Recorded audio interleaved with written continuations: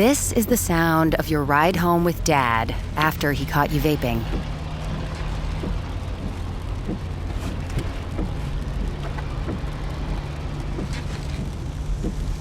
Awkward, isn't it? Most vapes contain seriously addictive levels of nicotine and disappointment.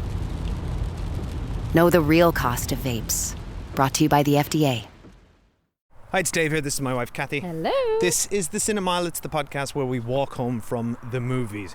We are not going to the movies today. We're going to watch it at home. We're going to watch Woman of the Hour, excuse me.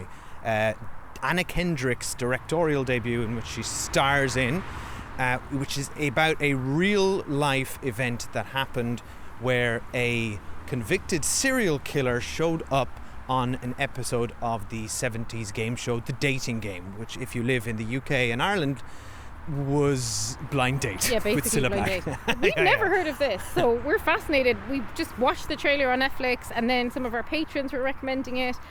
The trailer looks really good, so we've just decided to kind of jump in and watch it. I'll be honest, I didn't think the trailer looked great, and I did, thought, yeah. Okay. We trust our patrons. We trust our patrons, yeah. And so we're gonna give this a go because it's certainly an interesting enough story. I just don't see how this is a whole movie, if I'm honest. But well, let's see. See what happens. And we also, just for reference, don't tend to watch true crime stuff or like murder stuff because it's obviously not pleasant. But this is fictionalized, it's not a documentary, so we shall be back after we've watched it, and we will be judging the movie and judging the director. Whoa! Well, yes. Well, it's your directorial debut. Like, I'm interested. You know what I mean? That makes me want to watch it. Yes, that is actually the most interesting thing about it for me. All right, we'll see you shortly. Bye. Bye. All right, everybody, let's get started. Live from Hollywood, California, it's the Dating Game. Hey, can you do me a favor? Yeah. When you get on that stage, I just need you to laugh and smile just over and over. Oh. Do that for me? Yeah, sure. Hey, camera, get ready for snaps there. Hi, Cheryl. Bachelor number 2. Hello, Cheryl. And would you please say hello to Cheryl, Bachelor number 3. We're gonna have a great time together, Cheryl. I don't date much. I don't date at all, actually. But you decided to go to the dating game. My agent said it would get me seen. Did you feel seen? You know, most people don't like to be seen because you have to be comfortable with yourself. I never hide who I am. Did you get the shot?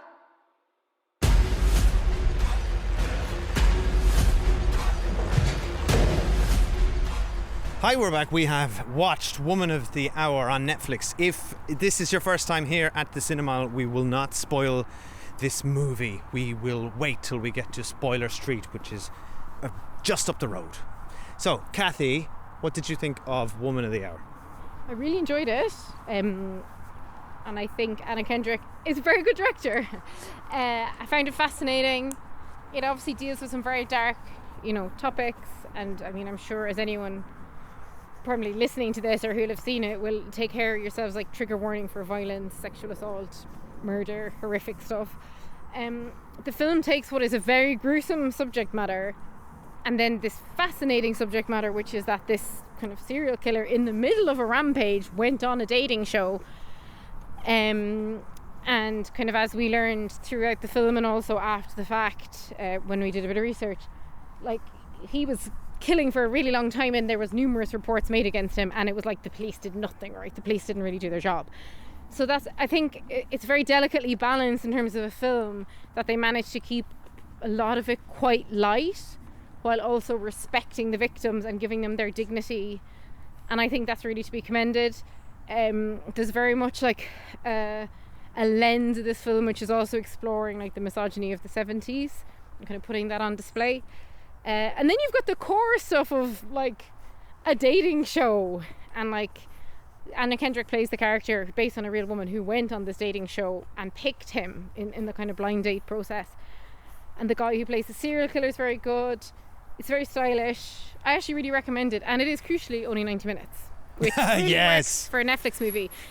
Is 'Cause I it feel like- under 90 minutes though? Would it qualify for the 90 Minutes or Less Film Fest podcast? I don't know, but it's in or around that. Okay. So Dave, what do you think? I think it might be 98 minutes. Oh no, maybe not. Well, great podcast by the way, everybody. Check out that podcast.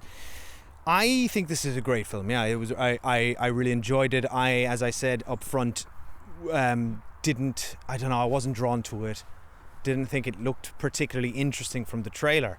But I will say that I think one of my fears going in was, I don't know how this can be a whole movie, and I think the movie does a great job of kind of exploring deeper themes in a quite an interesting way. Like you said, like the fact that I think the movie's saying society enabled this to happen. Inherent misogyny in the institutions that are supposed to protect people didn't enable the protection of women. So we'll talk in Spoiler Street about some particularly horrific details that emerge in the title cards at the end of this movie. Yeah. But the movie, it dramatizes a lot of stuff to make that point. We watched, for instance, the real life clip of this on YouTube afterwards, and it's basically entirely different to reality. So, But it's not. It's but the essence of it is the same. He No, was on the the dating sure. show.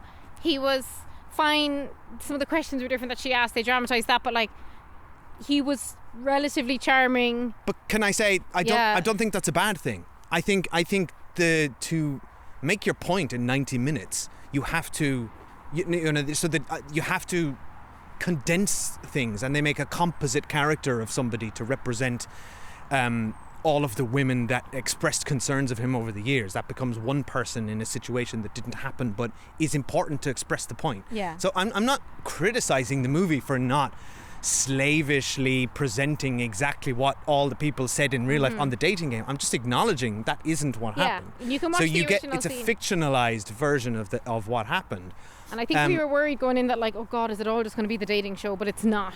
That's It's like not. a part of it. And do you know why? Because there's nothing to that story. It's actually the least interesting part. But what there is to that story, though, which is very interesting, is that this man is so enamored with himself and so reckless that he will, in fact, just, and had previous convictions, by the way, by the time, like he had already been convicted and served time around very disturbing crimes. He was put on the show like to date a woman. And what is fascinating to me right now watching this in the year 2024, right? So many of you know a show called The Bachelorette, which is like the female version of The Bachelor, which is one of the biggest reality TV like dating franchises in the world. There have been 3 scandals on The Bachelorette this year in America. So there's the regular Bachelorette, where you've like a younger woman dating a younger man. The most recent male winner of that, he got engaged to her. They spent time alone together. They were in a relationship together.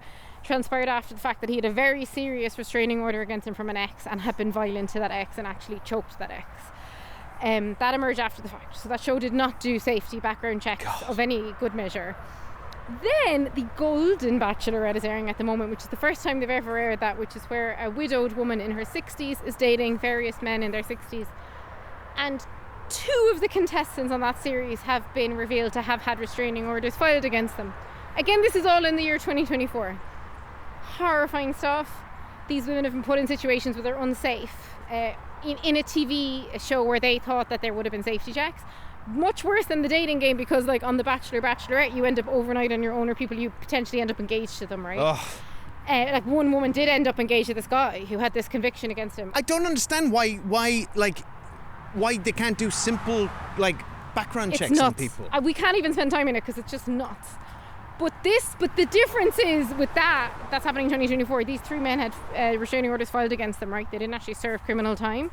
Back in the dating game, this guy had served criminal time and got put on. Now that would be easier to check, surely. Just check if they have a the criminal safety record. of women, they just weren't interested in it. It just wasn't being done. Yeah. And there's a whole line in this movie where one character expresses concerns about, actually no, we'll get into that in spoilers, yeah. But so to this movie, I think I agree with you. I think Anna Kendrick has done a fantastic job here. This film looks great. It looks great, makes a lot of interesting choices. The Some great narrative shots. flow of it, some of the cinematography is really interesting around some very gruesome scenes, but it makes some interesting choices. I think, as I said, the film is padded out with a lot of different stories. It's called Woman of the Hour. nominally you think that it's a line that's used to introduce the contestant in the dating game, and you think that's kind of about Anna Kendrick, but it actually shines the spotlight on several women. So it's like, and it's a good title. It kind of alludes to this focus, the spotlight that this vicious, horrible person put on these women, made them his victim for 1 hour. It's like that. And the film really spotlights, like, it's speculated that there are, like, 100 times even more victims. There could be like up to 120 victims of his. Obviously they don't know, like back then there would have been way less evidence, DNA evidence, CCTV cameras, all the stuff you can use today, but of his known victims, that's what was spotlighted in the film. It's based on true characters, and they really gave those women dignity. I think they gave them character arcs, and where I think the film is good is that it then, we understand the violence that's happening, but the film itself doesn't linger on the violence, and I really respect that, because it gives them their dignity in death. We don't need to see that in a film. We understand what's happening. I respect how Anna Kendrick put it all together, and I actually very much respect her now as a filmmaker. But it also doesn't gloss over the horror of it. Like, I mean, I think you're right. I think it's with some choice decisions where suddenly, when the violence is about to happen, the camera will suddenly go very far away, and which somehow I think makes it more frightening. It's really frightening. I don't know why, but this film does a fantastic job of veering very oddly in a way between moments of serious threat and horror and violence, and then kind of light-hearted comedic moments. And I'm not sure, I think the film still would have worked fine without the comedy, but it's kind of an odd choice, and it casts comedians like Pete Holmes, Tony Hale, and Anna Kendrick herself does a lot of comedy in this, like, because she's a good comic actor.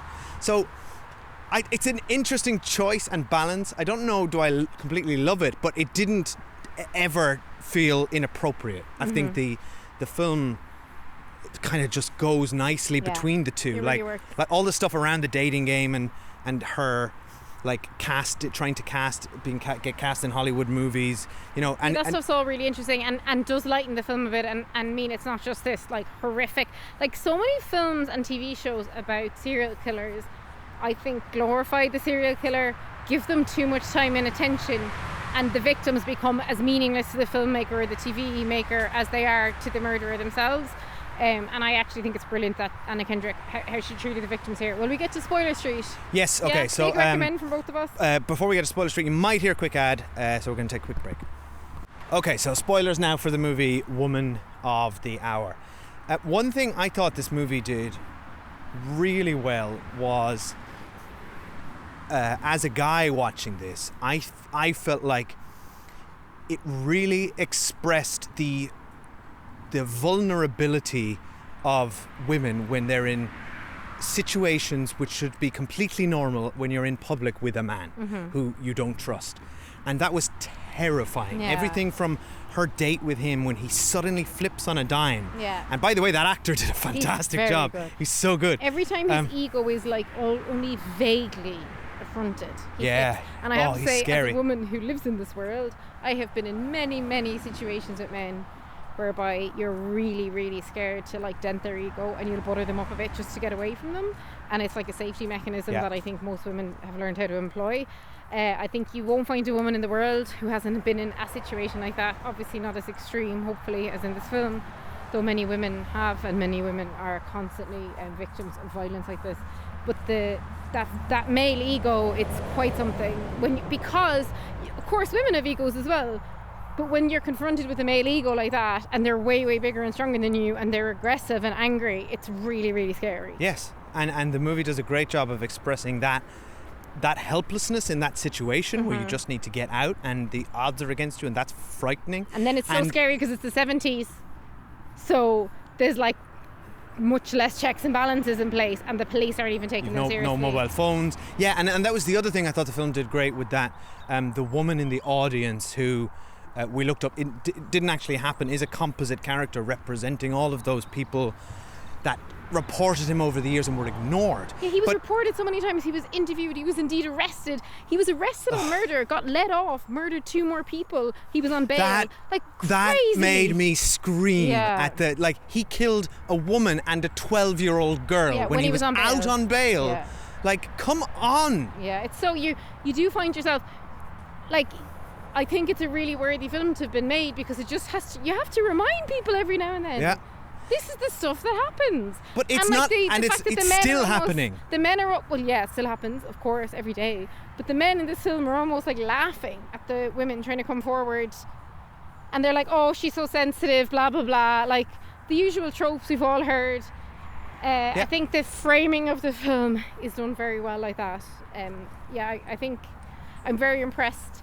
I'm very impressed by how it was all shot. And then what kind of threw us off at the beginning, but then ended up working really well when we kind of got used to it, was the jumping around in time. So you have like the kind of today, which is the Anna Kendrick, who actually ends up declining to go on a date with him. It's incredibly ominous. He's kind of following her through a car park and she gets away.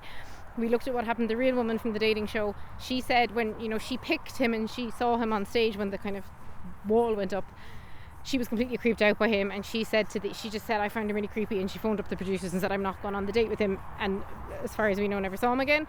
So they kind of just slightly exaggerated how that happened because they wanted them to have a scene together, which I thought was really I think that's effective, fine as well, yeah. It's landing its point very well. And because we'd been following the victims the whole time and it was bouncing around, it was only towards the end that we realised one of the victims that we were following, the very young teenage runaway, was in fact going to be Crucial a to victim catching who him. Yeah. escaped. Yeah. And when I was looking her up later, and it might have been in the end credits as well, she actually, what did it say in the end credits? She was instrumental in him.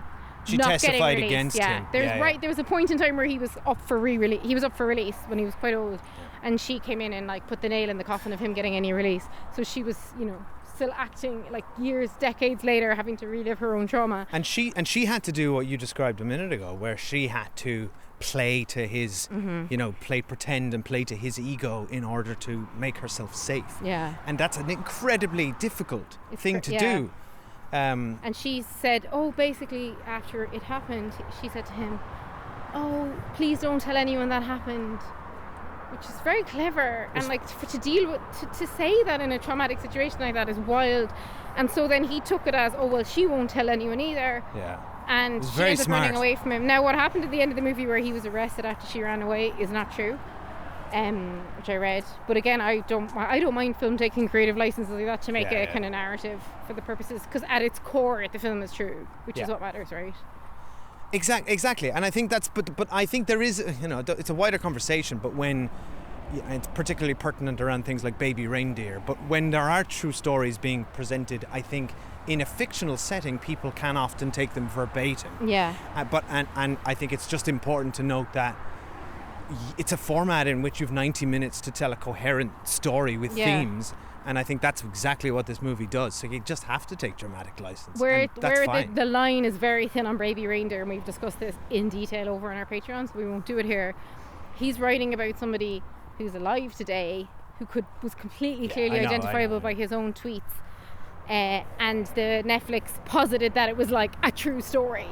Whereas this film is talking about someone who A, is dead, and B, is a convicted serial killer and rapist. So it's a completely different situation. It's Anyway, a different I think situation, I but admire it's the same, her for making it's it. the same topic. I admire Anyway. the story coming out. I admire her for making it, and I do think the dating show thing is an incredible hook to kind of draw you into the film. Yeah. Because that is stranger than fiction. But that's all it is. Like, there's actually nothing else to that story besides he went on a game show. Yeah, but which I find interesting. But yeah, sure, it's as you said, it's interesting enough as a hook to get you to watch. But I don't know how you'd the make movie the film. is better than that idea. No, like there's nothing to that. But it helps the film become a structure that I want to watch. I Sure. don't want to just watch a grim murder spree. Yeah, no, I know. Yeah. I know what you mean. All right, well, yeah, it was kind of depressing, actually. Yeah. Thanks for listening. But Anna Kendrick, great job. Yeah, great job. Very impressed. Can't wait to see what she does next. So thanks for listening. If you want to chat to us about this, I don't want to talk about this. Let's talk about something else. Email us thecinemile@gmail.com, or we are on Instagram, letterboxed YouTube, TikTok at the Cinemile. Come chat to us there. Come chat to Kathy there. I don't go on social media. And most importantly, please rate and review us and leave us 5 stars wherever you listen to podcasts, particularly Apple Podcasts or Spotify. We greatly appreciate it. It really matters. We read them all, so please do it. Yeah, write some nice things in there, please, because it makes us happy, and probably read them out. Yeah. Thank you. Bye. What's the question? Which one of you will hurt me?